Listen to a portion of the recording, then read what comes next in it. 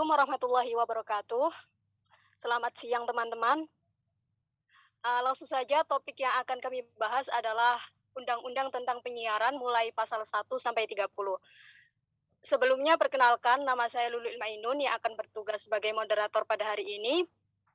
Adapun anggota kelompok saya adalah Dimas Ahmad Farudin, Vidiana Fatikayanti, Azrin Ambilaili, Natasha Arianto Putri. Baik teman-teman, langsung saja kita masuk ke materi.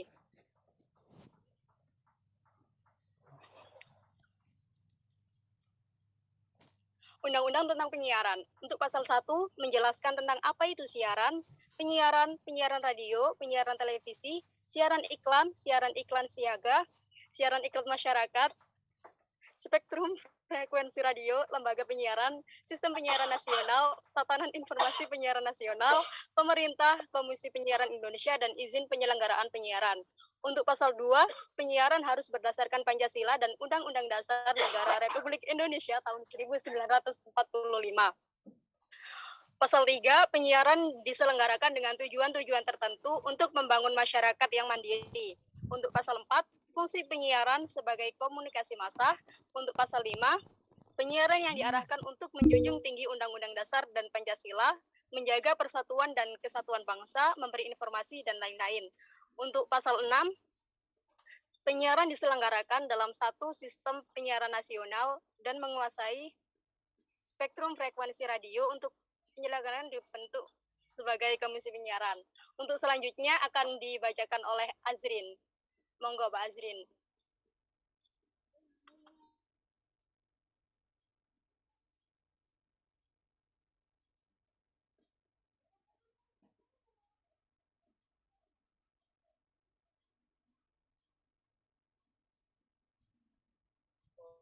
Azrin. Baik, melanjutkan bacaan dari Saudari Lulu. Pasal 7, Komisi Penyiaran Indonesia atau KPI bersifat independen dalam mengatur hal-hal mengenai penyiaran.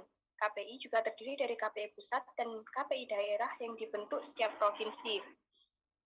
Sedikit menambahkan dari pasal 6, Komisi Penyiaran Indonesia atau KPI merupakan sebuah lembaga independen di Indonesia yang kedudukannya setingkat dengan lembaga negara lainnya, yakni yang berfungsi sebagai regulator penyelenggaraan penyiaran di Indonesia. Salah satu sifat yang dimiliki oleh KPI yaitu bersifat independen. Independen ini dimaksud bebas dari campur tangan pemodal maupun kepentingan kekuasaan. Lanjut dengan pasal 8, KPI berfungsi mewadahi aspirasi dan mewakili kepentingan masyarakat dalam penyiaran. KPI juga memiliki wewenang-wewenang dan tugas serta kewajibannya. Pasal 9, jumlah anggota KPI pusat dan KPI daerah, berapa lama masa jabatan, dan juga asal pendanaan untuk KPI. Pasal 10, syarat-syarat untuk bisa diangkat menjadi anggota KPI. Anggota KPI pusat dipilih oleh DPR RI dan anggota KPI daerah dipilih oleh DPRD melalui uji kepatutan dan kelayakan serta terbuka, serta alasan-alasan untuk diberhentikannya anggota KPI. Pasal 11, ketentuan tata cara penggantian anggota KPI. Pasal 12, ketentuan lebih lanjut mengenai pembagian kewenangan dan tugas dalam pasal 8, dan tata cara penggantian anggota KPI dalam pasal 11 ditetapkan dengan keputusan KPI pusat. Baik, saya kembalikan ke moderator. Baik, terima kasih untuk Mbak Azrin. Selanjutnya untuk pasal 13 akan dibacakan oleh Dimas Ahmad Farudin. Silakan Mas Dimas.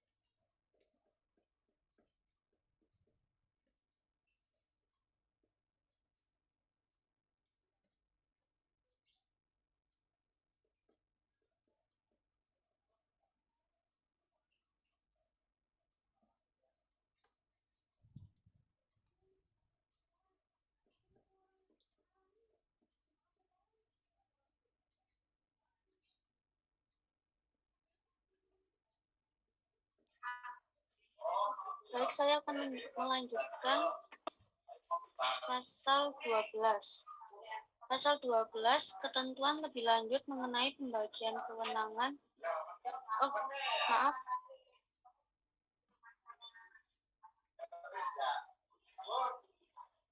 Saya akan melanjutkan pasal 13, yaitu tentang penyelenggaraan jasa penyiaran.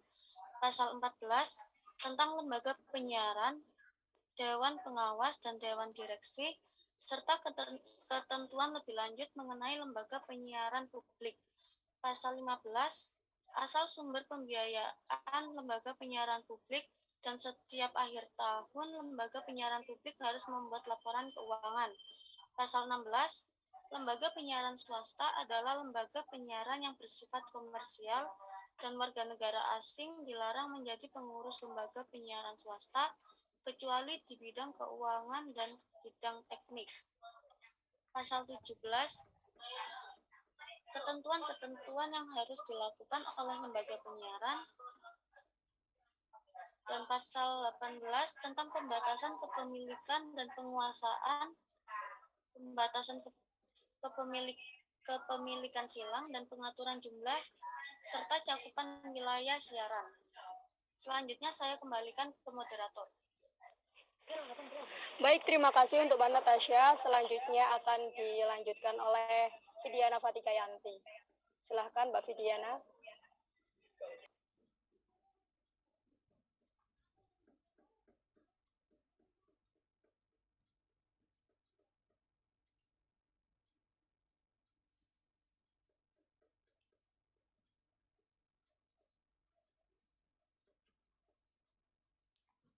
Baik, selanjutnya pasal 19. Sumber pembiayaan lembaga penyiaran swasta. Pasal 20, lembaga penyiaran swasta, jasa penyiaran radio dan penyiaran televisi hanya dapat menyelenggarakan satu siaran dan satu saluran pada satu cakupan wilayah. Pasal 21, lembaga penyiaran komunitas dalam pasal 13 ayat 2 merupakan lembaga penyiaran yang berbentuk Badan Hukum Indonesia. Penyelenggaraan lembaga penyiaran komunitas dan keberadaan organisasi komunitas non-partisan. Pasal 22 tentang asal-usul pembiayaan lembaga penyiaran komunitas. Pasal 23 larangan-larangan yang harus dijalankan oleh lembaga penyiaran komunitas. Pasal 24 lembaga penyiaran komunitas wajib membuat kode etik dan tata tertib serta apabila mendapati pengaduan dari komunitas atau masyarakat terhadap pelanggaran maka harus melakukan tindakan sesuai dengan pedoman dan ketentuan yang berlaku. Pasal 25 tentang lembaga penyiaran berlangganan. Saya kembalikan ke moderator.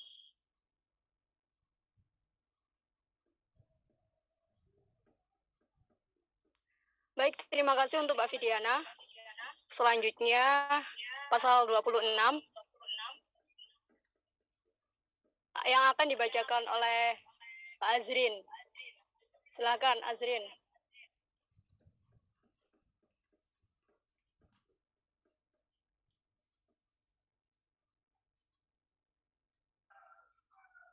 Baik, saya lanjutkan pasal 26, hal-hal yang harus dilakukan lembaga penyiaran berlangganan dan asal pembiayaan lembaga.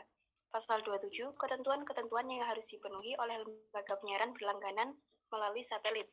Pasal 28, ketentuan-ketentuan yang harus dipenuhi lembaga penyiaran berlangganan melalui kabel dan terestrial. Pasal 29, ketentuan sebagaimana dimaksud dalam pasal tersebut berlaku pula bagi lembaga penyiaran berlangganan serta mengenai tata cara dan persyaratan izin yang disusun oleh KPI bersama pemerintah. Pasal 30 tentang lembaga penyiaran asing. Baik, sudah dikembalikan ke moderator. Baik, terima kasih untuk teman-teman semua. Selanjutnya akan kami buka sesi tanya jawab. Silahkan teman-teman yang ingin bertanya. Kami buka 3 pertanyaan saja. Konflik.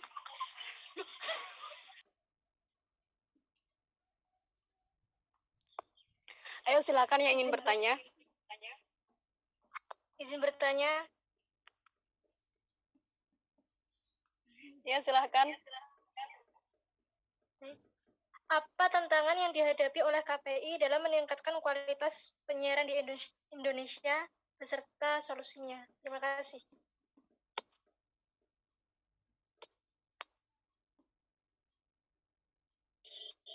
Gimana Mbak Puji Wahyu Pramita? Kurang jelas, bisa diulangi lagi? Apa tantangan yang dihadapi oleh KPI dalam meningkatkan kualitas penyiaran di Indonesia beserta solusinya?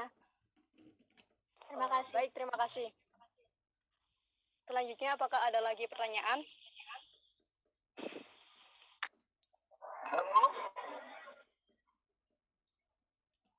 Halo, saya mau Iya. tanya. Silahkan. Apa yang harus dilakukan lembaga penyiaran agar tetap bertumbuh selain membuat tayangan yang kreatif? Seperti itu. Terima kasih. Oke, terima kasih Dimas Yuda. Selanjutnya masih ada satu pertanyaan lagi. Silahkan teman-teman.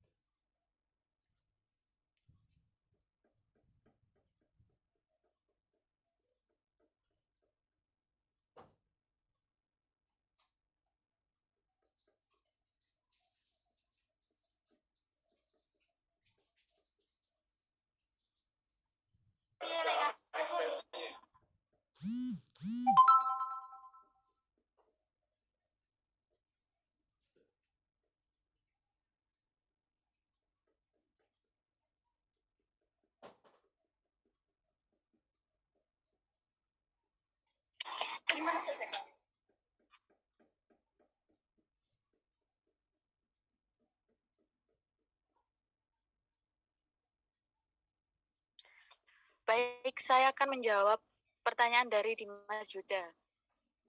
Informasi yang relevan dan dapat dipercaya semakin meningkat. Dalam kondisi saat ini, masyarakat memerlukan tayangan yang dapat menjadi acuan untuk tetap sehat dan produktif. Upaya sinergis dan kolaboratif dapat dilakukan antar lembaga penyiaran, KPU pusat dan daerah, maupun dengan pemerintah. Utamanya diarahkan untuk mensosialisasikan berbagai informasi mengenai tatanan kehidupan normal baru di masa pandemi ini. Perlunya meningkatkan percepatan digitalisasi televisi proses yang dikenal sebagai analog switch off. Ini dapat menghasilkan kualitas penyiaran yang lebih efisien dan optimal.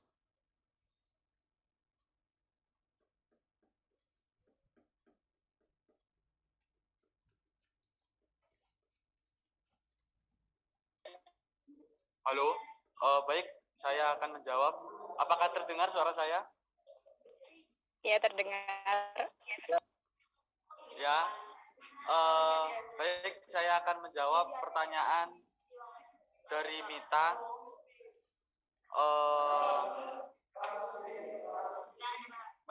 Meningkatkan standarisasi konten lokal yang berkunci pada 5 perspektif. Pertama, konten lokal sebagai amanah regulasi yang wajib ditunaikan. Kedua, konten lokal adalah gambaran wajah masyarakat di daerah. Ketiga, konten lokal berorientasi pengembangan potensi daerah. Keempat, konten lokal meneguhkan partisipasi kolektif. Dan kelima, konten lokal mewujudkan pemberdayaan SDM lokal. Di samping itu, konten lokal adalah konten lokal cerminan objektif kondisi masyarakat di daerah. Wajah bahagia dan nestapa masyarakat hanya dapat kita rasa bersama melalui tayangan yang dihasilkan oleh narasi dengan spirit lokalitas. Sebagai institusi sosial, tanggung jawab lembaga siaran sejatinya melayani kepentingan masyarakat di mana ia berizin atau beroperasi. Solusi yang harus dilakukan adalah merajut asa di era penyiaran digital yang dengan optimis. Baik, itu tadi jawaban dari pertanyaan Saudari Mita. Apakah sudah jelas?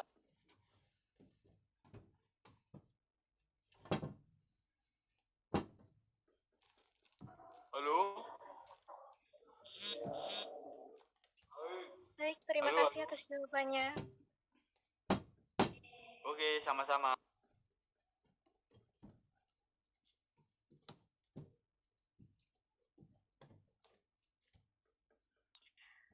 Gimana teman-teman, apakah ada yang ingin disanggah?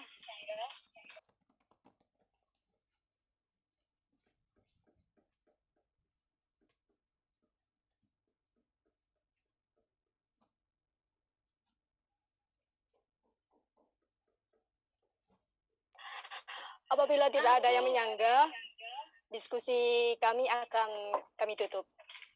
Demikian diskusi kelompok kami.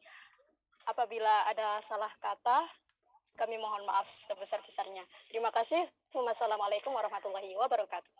Waalaikumsalam warahmatullahi wabarakatuh. Waalaikumsalam warahmatullahi wabarakatuh.